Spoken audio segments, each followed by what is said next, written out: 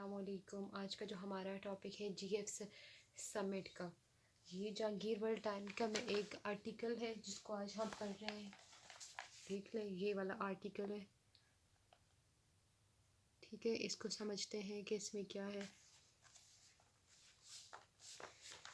GF summit क्या है कि जीएफ समिट एक ऑर्गेनाइजेशन है जो कंपनी थी 23 मार्च 1973 में ये बनी थी। ठीक है, इसमें इसको जीएफ यानी ग्रुप 7 इसलिए कहते हैं कि इसमें 7 कंट्रीज शामिल हैं: UK, USA, France, Italy, Germany, Japan and Canada.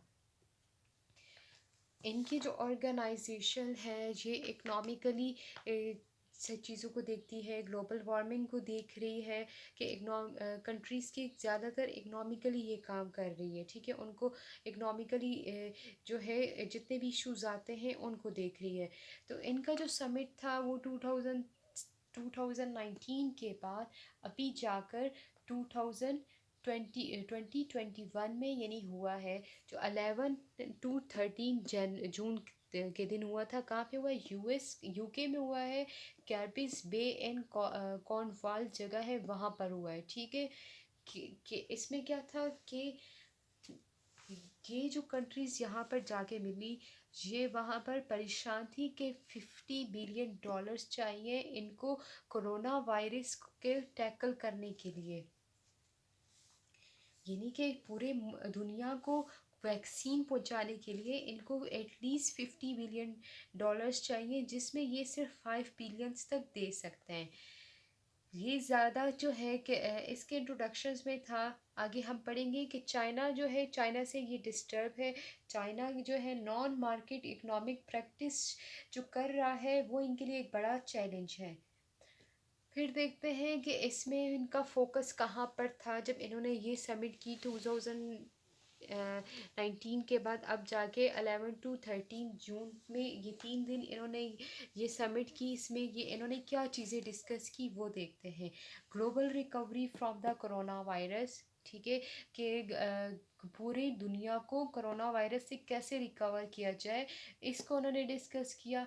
Future prosperity in trade वगैरह को, यानी कि फ्यूचर में ट्रेड वगैरह के बारे में इन्होंने डिस्कस किया कि वो कैसे और ज़्यादा फ्रूटफुल बन सकता है। क्लाइमेट चेंज को इन्होंने डिस्कस किया था। साथ ही इन्होंने प्रिजर्विंग द प्लानट बायोडाइवर्सिटी, यानी कि प्लानट में जो बायोडाइवर्सिटी जितने भी जानदार रहते हैं, लिविंग ऑर्गेनिज्म रहते हैं, उनको कैसे प्रिजर्व करें। फिर इन्होंने ये किया था कि sharing vaccine doses with poor countries. इन्होंने यहाँ पे ये प्रॉमिस किया कि जब ये वैक्सीन जो होगी वो पुअर कंट्रीज़ के साथ ये शेयर करेंगी ताकि वो भी कोरोना वायरस से टैकल कर सकें। फिर नेक्स्ट इन्होंने क्या किया कि इन्होंने यूके यूके के जब ये समिट हो गई तो यूके के जो प्राइम मिनिस्टर है बोरिस जॉनसन, उसने एक प्रेस कॉन्फ्रेंस की उसके बाद। ठीक है, इस समिट के बाद उसने प्रेस कॉन्फ्रेंस की जिसमें उसने कहा कि वो एटलीस्ट 1 बिलियन डोजेस देगा और कंट्रीज़ को, जिसमें हाफ यूएस की तरफ से है और 100 बिलियन यूके की तरफ से, यानी कि ब्रिटेन की तरफ से है। जो वैक्सीन होगी कोवैक्स होगी, ताकि पुअर कंट्रीज़ जो है वो भी कोरोना वायरस को टैकल कर सके। फिर वर्ल्ड हेल्थ ऑर्गेनाइजेशन का जो चीफ है टेड्रोस एडहेनम ग्रेब ग्रेब्रियेसस गेब्रियेसस ने इस चीज़ को बहुत ही ज़्यादा अप्रिशिएट किया। लेकिन उसने साथ में ये और अदर जो हेल्थ ऑफिशियल्स जो थे, उन्होंने ये कहा कि जो 11 बिलियन डोजेस जो है चाहिए, तकरीबन 11 बिलियन डोजेस चाहिए 70% ऑफ द वर्ल्ड पॉपुलेशन के लिए वैक्सीन की। ठीक है, यानी कि मिडल 2022 तक इनको कितने चाहिए, यानी 70% चाहिए। और फिर नेक्स्ट कहता है कि ट्रांसपेरेंट इन्वेस्टिगेशन, जिसमें इन्होंने यूनाइटेड चाइना को हेल्प के लिए कहा कि जब कोरोना की दूसरी लेयर आ रही थी, इन्होंने चाइना से भी रुजू किया कि यूनाइटेड हेल्थ ऑर्गेनाइजेशंस के साथ या एजेंसीज के साथ थोड़ी सी हेल्प कर दे कोविड-19 वैक्सीन के लिए। G8 समिट में जो लीडर्स शामिल हुए थे ये 7 मुल्कों से, इन्होंने क्लाइमेट चेंज पर बातें की। इन्होंने कहा कि क्लाइमेट चेंज पर हमें जितने भी इन्वायरमेंटल क्राइसिस हैं इनको टैकल करने के लिए हमें अभी से कोई ना कोई एक्शन लेना होगा।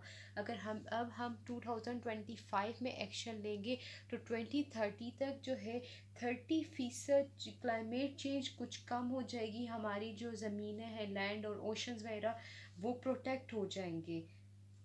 फिर इन कंट्रीज़ ने ये कहा कि हम 100 बिलियंस ईयर्स जो है वो पुअर कंट्रीज़ को हेल्प करेंगे उससे, ताकि वो कार्बन इमिशन को कंट्रोल कर सके और ग्लोबल वार्मिंग उससे कम हो सके।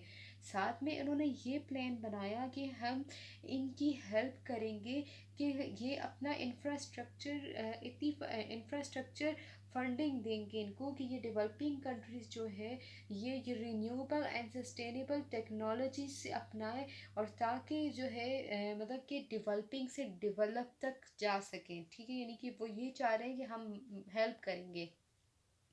और इन्होंने जो है ये साइज़ नहीं बताया कि वो कितना जो है यानी कि ग्लोबल वार्मिंग को कितने हद तक ये कम करें, अब तक इन्होंने उस बात पे बात नहीं की। फिर नेक्स्ट है global minimum tax on multi national corporation. इन्होंने कहा कि जो लार्ज मल्टीनेशनल कंपनीज़ हैं उसमें हम जो टैक्स करेंगे वो कम कर देंगे 15% तक। इन्होंने ये इसलिए कहा कि वो जब टैक्स ज़्यादा लेंगे तो वो जो कंट्री जो अपने आप को और मतलब कि और ज़्यादा वो अगर ग्रो कर रही है तो वो टैक्स देने के बाद वो इस काबिल नहीं होते कि वो अपने आप को और इस्टेब्लिश कर सके। तो इस वजह से उन्होंने ये कहा कि हम थोड़ा सा टैक्स कम कर लेंगे। फिर next Russia and cyber attacks. इसमें इन्होंने कहा कि रशिया को कुछ एक्शंस लेना चाहिए जो कि साइबर अटैक्स कर रहे हैं या यूजिंग रैंसम वेयर, यानी कि रैंसम वेयर जो ये इस्तेमाल कर रहे हैं। और साथ में रशिया को चाहिए कि वो इन्वेस्टिगेशन करे जो केमिकल वेपन जो इस्तेमाल हो रही है रशिया की ज़मीन के ऊपर, तो उसको जो है इन्वेस्टिगेट करे।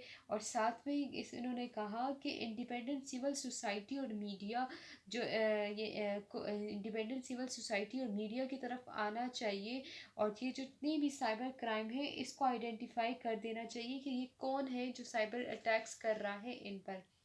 फिर immediately horse to war in Ethiopia, यानी कि यूथोपिया में जंग का फौरी ख़ात्मा करना चाहिए। यूथोपिया में नवंबर से लेकर गवर्नमेंट ट्रॉप्स और जो रूलिंग पार्टी है, farmer ruling party Tigray people liberal front, यानी कि इनके दरमियान ये लड़ाई हो रही है, जिसमें जो इनका नेबर कंट्री है इरिथ्रियन फोर्सेस भी वहाँ पर शामिल हो गई हैं। ठीक है, इरिथ्रियन यानी कि यहाँ पे क्या था कि वहाँ पे यूथोपिया में लड़ाई हो रही है। कहाँ यूथोपिया में लड़ाई होने के साथ नवंबर से हो रही है, गवर्नमेंट ड्रॉप्स हो रहे हैं, और farmer ruling party liberal Tigray people liberation front, ये एक पार्टी है वहाँ पे, इनकी लड़ाई हो रही है। तो साथ में जो नेबर इनका जो कंट्री था इरिथ्रियन फोर्सेस जो था वो वहाँ पर आ गए हैं। तो इन्होंने ये कहा कि दुश्मनी का फौरी ख़ात्मा यहाँ से करना चाहिए, और ये इरिथ्रिया जो फोर्सेस हैं उनको भी वहाँ से निकाल देना चाहिए। इरिथ्रिया और यूथोपिया के दरमियान पीछे एक लड़ाई हुई थी जिसकी वजह से जो है बहुत सारे यानी कि डिस्प्यूटेड एरियाज़ यूथोपिया में आ गए थे।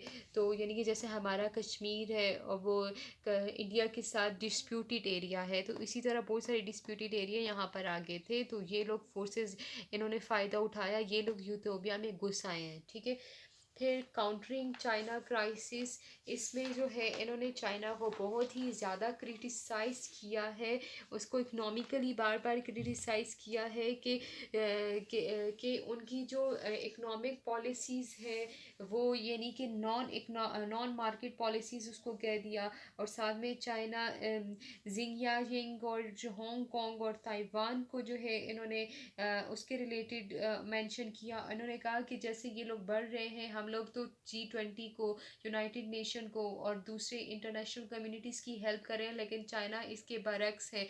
यानी कि इन शॉर्ट ये था कि यहाँ पर इन्होंने चाइना को क्रिटिसाइज़ किया।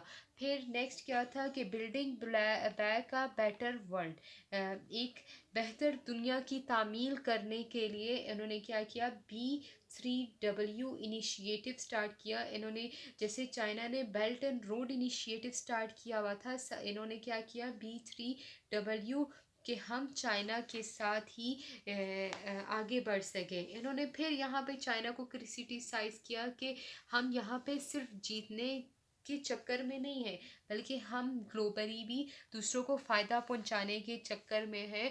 हम लोग वैक्सीन से, यानी कि वैक्सीन सबको प्रोवाइड करेंगे। और हर तरह से इन्होंने यहाँ पर चाइना को क्रिटिसाइज़ करने की कोशिश की।